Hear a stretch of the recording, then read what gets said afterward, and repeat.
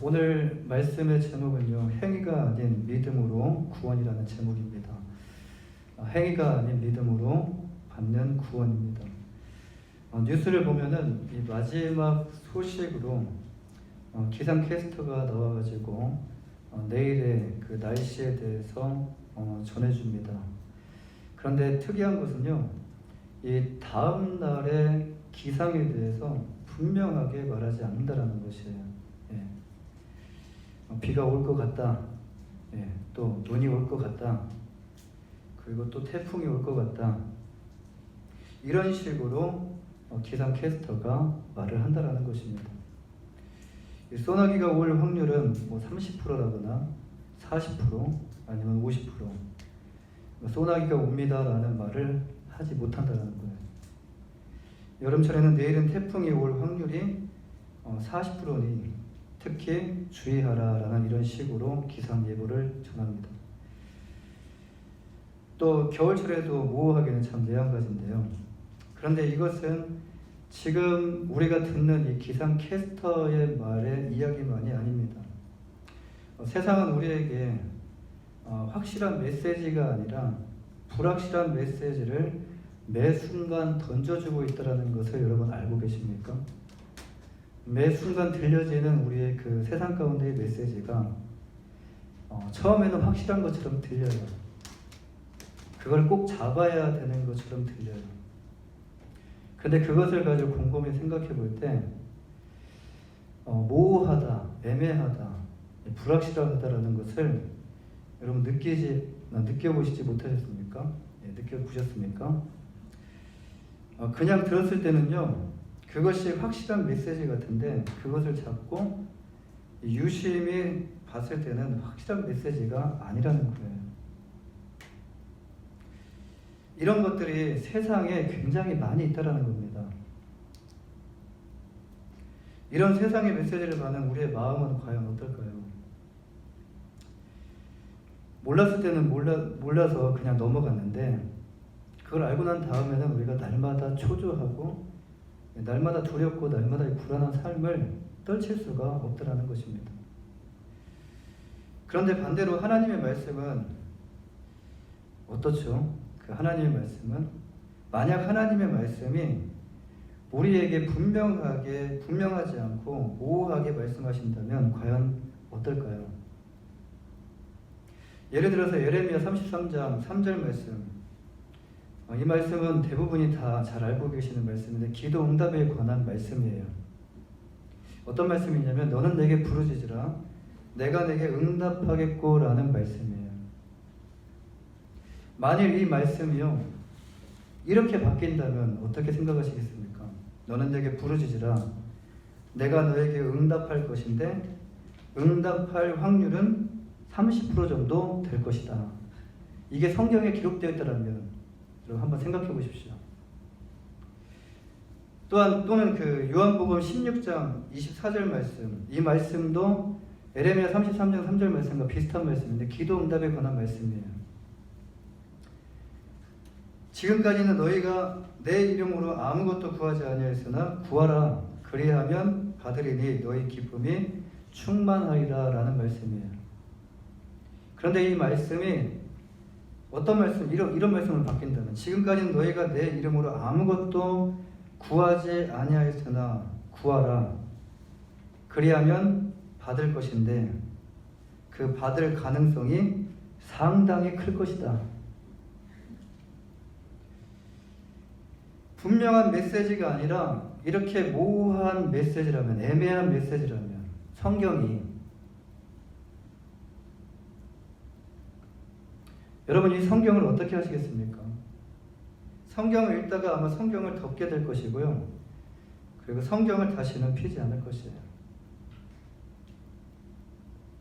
그런데 우리가 보는 성경이 이처럼 불확실한 것들로 가득 차 있지 않다는 것이 우리 믿는 그리스도인들에게 있어서 얼마나 감사한 일인지 여러분 이 사실을 알고 계십니까? 성경 안에는 우리가 믿지 못해서 그렇지 성경 안에는 확실한 메시지만 우리에게 주십니다. 지금 우리가 읽고 있는 이 성경의 모든 말씀은요 내가 못 믿을 뿐이지 분명합니다. 내가 이해를 못할 뿐이지 확실합니다. 그리고 이 말씀은 명확합니다. 애매한 말씀이 없어요. 모호한 말씀이 없어요. 너무 확실해서 못 믿는 거예요. 너무 단순하고 너무 확실해서 못 믿는 거예요. 성경의 그 어떤 말씀도 우리에게 모호하게 애매하게 말씀하고 있지 않다라는 것입니다. 오늘 우리가 하나님 말씀을 함께 나누기 전에 이 말씀에 대해서 우리가 확실하게 믿고 알고 그 말씀 안으로 들어간다면 여러분, 이 말씀은요 여러분에게 강력한 말씀이 될 것이고요, 그리고 여러분 안에 살아 역사하시는 하나님의 그 놀라운 능력의 말씀이 될 줄 믿습니다. 누구는 경험합니다. 근데 누구는 경험하지 못합니다. 똑같은 곳에 앉아있고 똑같은 메시지를 듣고 있는데 어떤 사람은 경험하는데 어떤 사람은 경험하지 못해요. 차이가 무엇일까요? 믿음의 차이예요. 우리가 확실하게 이 말씀을 믿고 이 말씀의 이 메시지를 우리가 대할 때에 이 메시지의 능력은 달라집니다. 우리 안에 살아서 우리가 믿어야지 그 말씀이 들어와요. 그래야 그 말씀이 살아서 우리 안에서 역사하십니다. 우리 안에서 역사하시죠.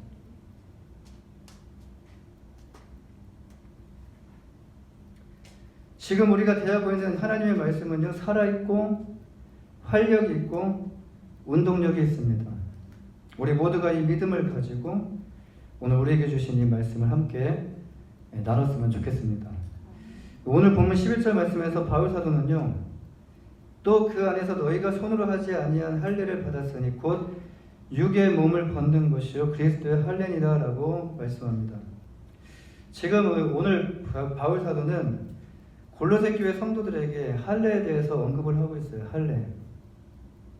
이 바울 사도가 이렇게 할례에 대해서 언급하는 이유가 과연 무엇이었을까요? 어떤 상황이었길래? 율법을 생명과 같이 여기는 그 유대의 율법주의자들이 교회 안에 교묘하게 침투해 들어왔다는 거예요. 그리고 교회를 혼란스럽게 만드는 겁니다. 혼돈 가운데. 교회 안에서 그들은요 할례를 받아야 구원을 받는다고 주장하면서 이방인들에게 이제는 억지로 할례를 행하려 했기 때문이에요. 억지로 할례를 받게 하기 위한, 억지로 그들을 할례를 행하려고 했다라는 것이에요. 여기서 할례가 무엇인지 잠시 살펴보고 넘어가고자 하는데요. 이 할례는 무엇을 의미하냐면 할례는 헬라어로 이 페리토메라고 하는데요. 이것은 문자적으로 그냥 해석을 한다면 주의를 잘라내는 것이라는 의미를 가지고 있어요. 주의를 잘라낸다. 이것은 남자들에게만 행하는 의식인데 그 하나의 종교적인 의식으로서 그 하나님의 백성이 되었다는 표시로 남자의 남자의 덮고 있는 이 표피의 일부를 자르는 의식이었어요. 굉장히 고통스럽죠. 지금은 뭐 마취 주사를 하고 해서 별로 고통스럽지 않지만 옛날에 그 주사도 없는 그 상황에서 이것을 행한다는 것은 굉장히 고통스러운 것이었습니다. 근데 구약 시대의 이 할례를 살펴보면요, 할례는 태어난 지 8일째 되는 날에 남자에게만 실시했었어요. 근데 그 유대인들에게만 할례를 행하는 것이 아니라 값주고 산 노예를 포함한 모든 유대인들, 이스라엘 민족에게, 유대인 그 민족에게만 이 할례를 실시했다는 거예요. 그런데 중요한 것은요, 이 할례 받는 자의 믿음과는 관계없이, 상관없이 유대인이라면 다 할례를 받았다라는 것이에요. 자, 이것은요 엄연히 따지면요 그 다른 율법이 아니라 유대인에 관한 율법이었어요. 유대인에 관한 율법. 이 하나님의 백성으로 선택받았다라는 선민 사상이 강한 그 그 어떤 사람도 아니라 그 어떤 민족도 아니라 우리 민족이 하나님께 택함을 받은 사람들이다.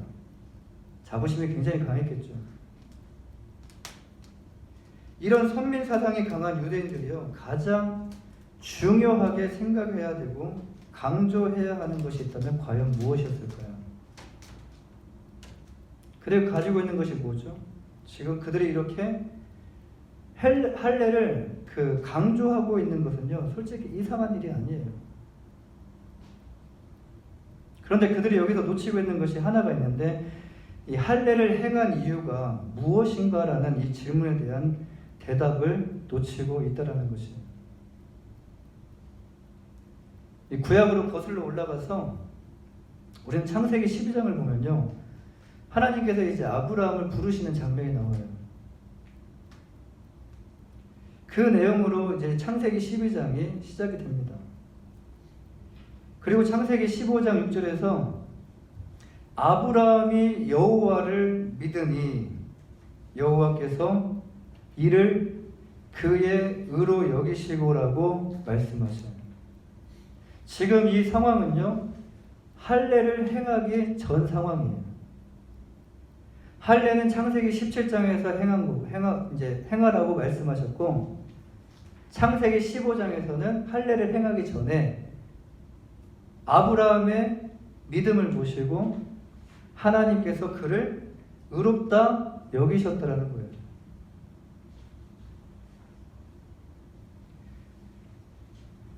그런데 유대인들은요, 아브라함이 하나님 앞에 믿음으로 의롭다함을 얻었다는 그 보이지 않는 믿음보다도 하나님의 백성에 대한 약속의 증표인 이 할례를 더 중요하게 생각했다라는 것이죠.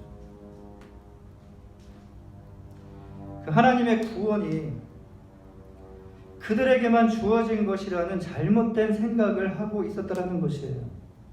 우리만 구원받고 우리 외에는 다 어디로 떨어질 존재라고 생각했냐면 지옥으로 다 떨어질 존재라고 생각했어요. 그러니까 자기만 하나님의 백성으로 선택받았고 자기만 구원을 받는다라는. 유대인들은 하나님의 구원이 그들에게만 주어진 것이라고 착각했습니다. 그래서 골로새 교회에 침투한 유대 그 율법주의자들은 구원을 받기 위해서는 하나님의 백성이 되기 위해서는 예수만으로는 부족하다고 말하면서 이제 할례를 반드시 받아야만 구원을 받을 수 있다라고 이렇게 거짓 주장을 펼치고 있는 것이에요. 이 안에는요, 여러분, 행위에서 구원뿐만 아니라 할례를 받아 유대인이 되어야 구원을 받을 수 있다는 주장이 들어있어요. 할례를 행하는 목적이 뭐죠? 유대인이 되게 하기 위함이에요. 유대인이 되게 하기 위함. 유대인만 구원을 받으니까 너도 할례를 받고 유대인이 되어서 구원받으라는 거예요.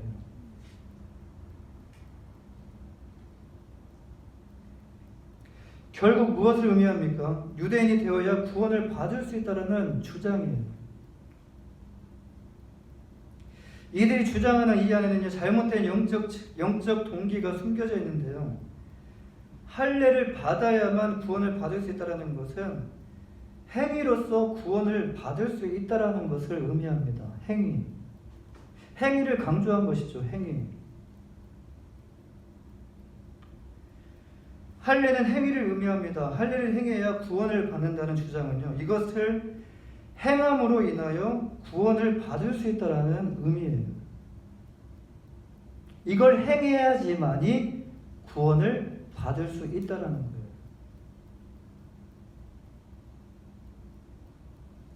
만약 우리의 행위가 구원을 이루는데 필요했다면 하나님께서는 그분의 독생자 예수 그리스도를 이 땅 가운데 보내실 필요가 과연 있으셨을까요? 우리들의 행위로 구원받으면 되지. 왜? 굳이 그리스도의 예수가 이 땅에 오셔서 십자가에 달려 피 흘려 죽으실 이유가 뭐가 있겠냐라는 겁니다.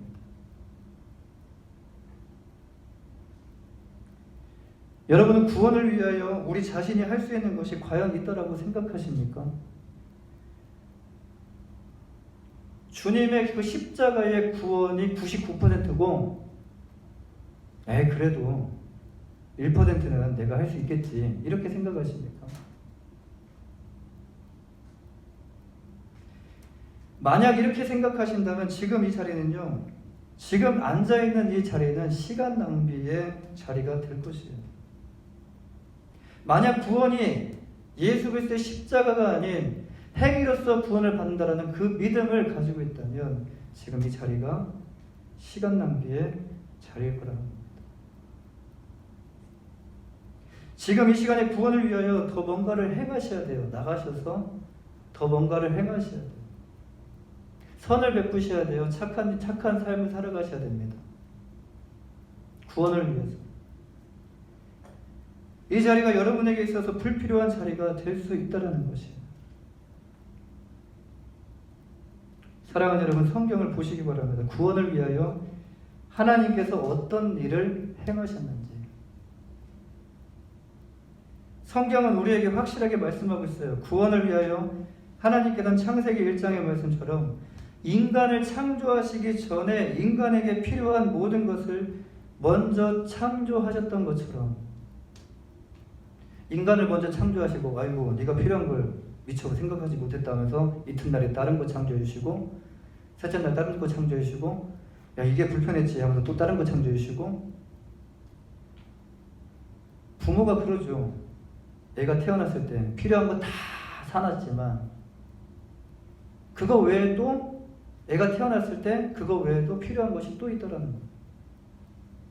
근데 하나님께서는 첫째 날부터 다섯째 날까지 인간에게 필요한 모든 것을 다 창조하셨어요.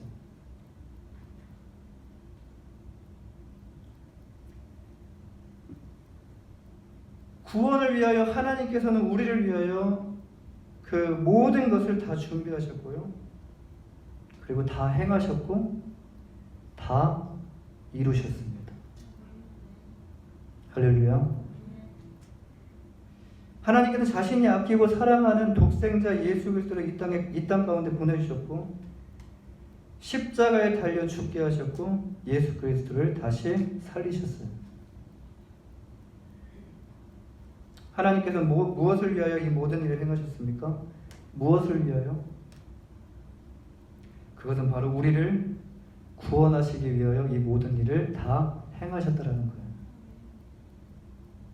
이 사도행전 4장 12절 말씀에서 베드로와 요한은요, 이에 대해서 동일하게 이렇게 고백합니다. 다른 이로서는 구원을 받을 수 없나니 천하 사람 중에 구원을 받을 만한 다른 이름을 우리에게 주신 일이 없습니다.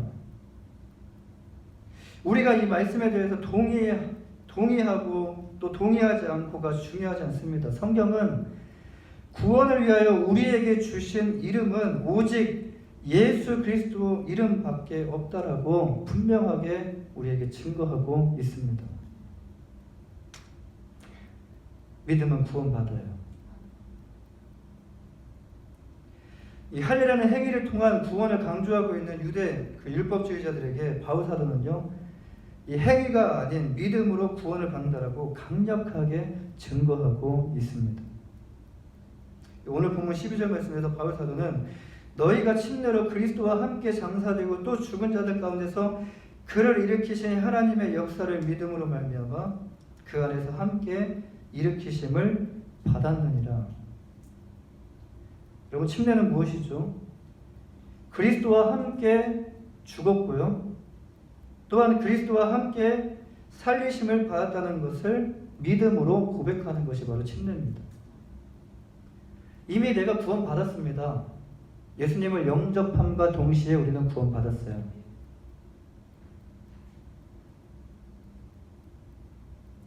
이와 같이 우리는 행위가 아니라 예수 그리스도를 믿는 믿음으로 구원을 받았다는 거예요. 근데 예수님을 믿다 보면 우리 안에 뭔가 그래도 뭔가 해야지라는 이런 마음이 들어와요.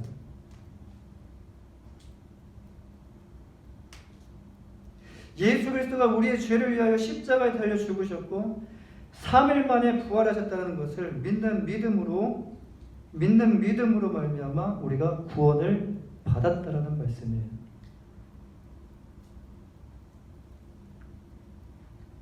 또 우리는 무엇을 믿죠? 13절 말씀에서 우리의 모든 죄를 사하신 것을 믿어요. 우리의 모든 죄를 용서하신 것을 믿어요. 14절 말씀에서 십자가에 못 박히신 것, 우리는 십자가에 주님께서 못을 못 박혀 죽으신 것, 이것을 우리는 믿습니다. 주님께서 우리를 대신하여 십자가에 달려 죽으신 것을 믿는다는 거예요.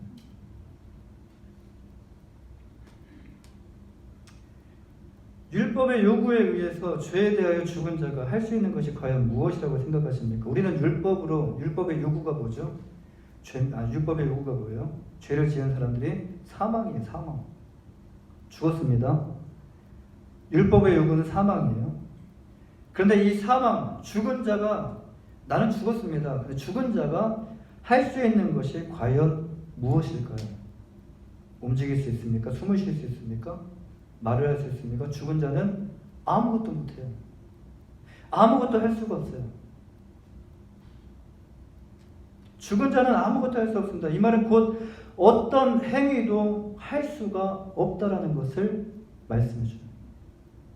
우리는 어떤 행위도 할 수 없는 존재라는 거예요.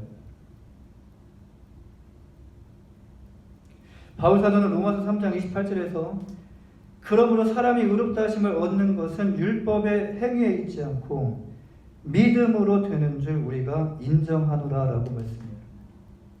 또한 바울사도는 갈라디아 교회를 향해서 갈라디아서 2장 16절에서 사람이 의롭게 되는 것은 율법의 행위로 말미암음이 아니요 오직 예수 그리스도를 믿음으로 말미암은 줄 알므로 율법의 행위로서는 의롭다함을 얻을 육체가 없느니라.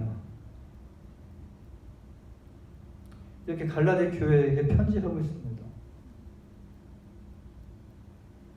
세상은 우리에게 어떤 메시지를 전해주고 있습니까? 세상은 지금도 우리에게 어떤 메시지를 전해주고 있죠? 살기 위해서 뭘 하라고 합니까? 나가서 열심히 살으라고 해요. 그래서 우리는 나가서 열심히 살아요. 근데 열심히 산다고 해서 살 수 있다면 열심히 살아야 되죠. 그러나 열심히 산다고 해서 살 수 있는 것이 아닙니다. 구원받기 위해서 여러 가지 많은 것을 합니다. 그리고 여러 가지 많은 것을 하라고 우리에게 세상은 강요를 해요.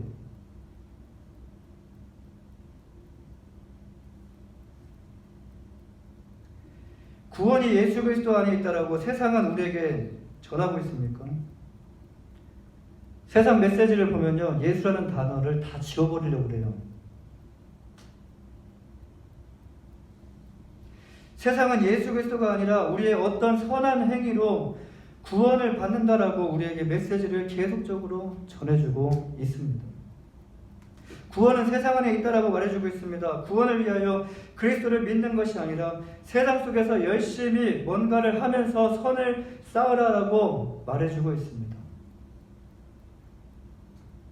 이와 같이 세상은 이제 우리에게 행위에 대한 구원을 계속적으로 강조하고 있다라는 것이에요. 사랑하는 여러분, 우리가 기억해야 될 것이 무엇이죠? 우리는 이런 세상 가운데 살아가고 있습니다. 이런 세상 가운데서 우리는 콩나물에 물을 주듯이 계속 이런 세상 가운데서 그 메시지를 듣고 있고 그 메시지가 우리 안에 보이지 않게 흡수가 되고 있어요.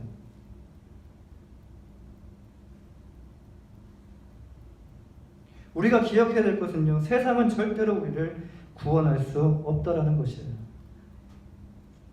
구원은 세상이 아니라 그리스도 안에 있으며 행위가 아니라 그리스도를 믿는 믿음으로 구원을 받는다는 것입니다.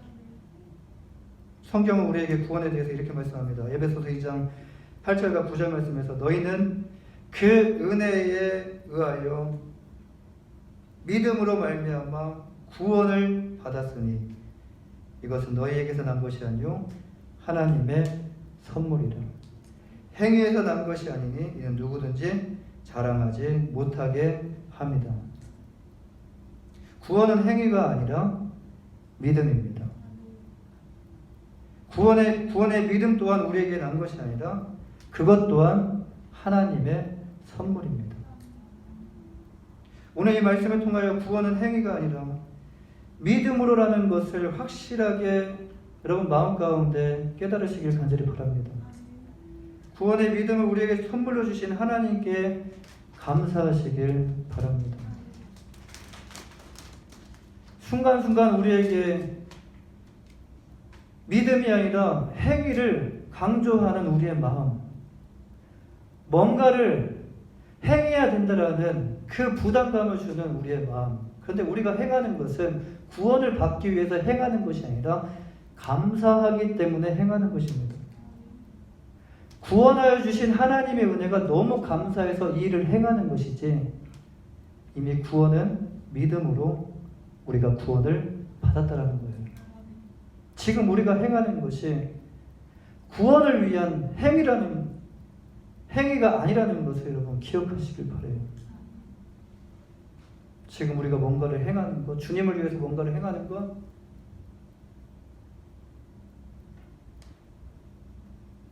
그것은 주님께서 십자가에 달려 죽으셔서, 나를 위해 죽으셔서 그 은혜가 너무 감사해서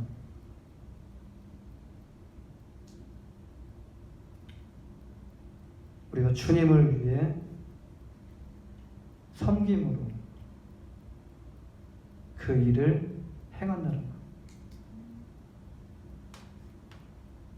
여러분 모두가 이제는 세상의 그 어떤 말에도 흔들리지 않는, 정말 세상이 너무 혼란스럽죠. 어떤 메시지를 받아야지,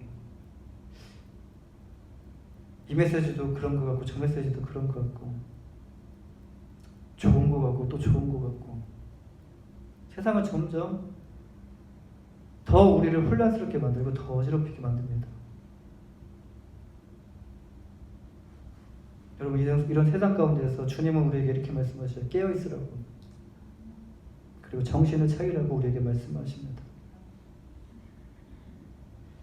여러분 모두가 이제는 세상의 그 어떤 말에도 흔들리지 않는 하나님의 그 믿음을 가진 사람들이 되시기를 주님의 이름으로 간절히 축원합니다. 기도하겠습니다.